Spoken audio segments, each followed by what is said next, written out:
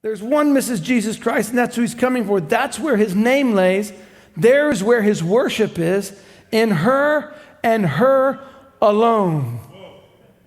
When Jacob, now Israel, builds an altar, amen, he is Israel. He is the prince with God. He is the one who struggles with and overcomes. He's the one who can get a hold of God and hang on till he gets what he needs. He's in a special identity, a special class of person, and he builds an altar and he calls it the mighty God of Israel. My God, I'm worshiping my God, personal God, not a group God. I'm worshiping the mighty God of Israel right here.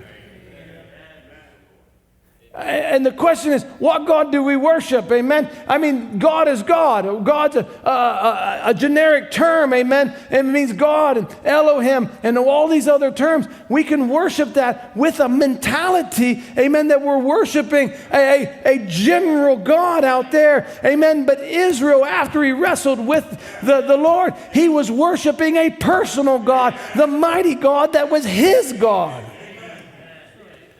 Jesus, after he resurrects, he tells the disciple, he tells Mary Magdalene, he says, go tell my disciples that I go to my Father and to their Father.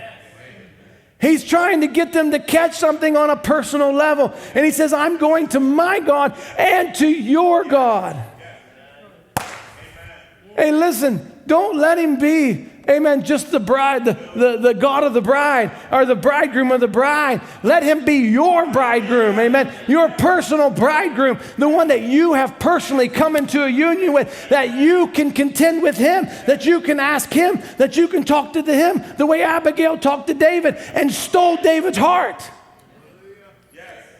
What did David want? Oh, he wanted Abigail. What did Abigail have? She had something that the other girls didn't have. She was able to talk to him on a completely different level. God has never been able to have this kind of conversation in the church ages. Amen. The seals weren't open. His mystery wasn't laid bare. He hadn't unveiled himself. Amen. He had people with partial understanding. Amen. Praying out with a partial understanding, partial understanding, partial understanding. But now he's got a people that he has unveiled himself to so that they can say, oh God, didn't your prophet say? Doesn't your word say? Didn't you show us your characteristics? God, I know your plan. Lord, keep your plan in my life. He wants a woman that can talk to him, contend with him on a totally different level.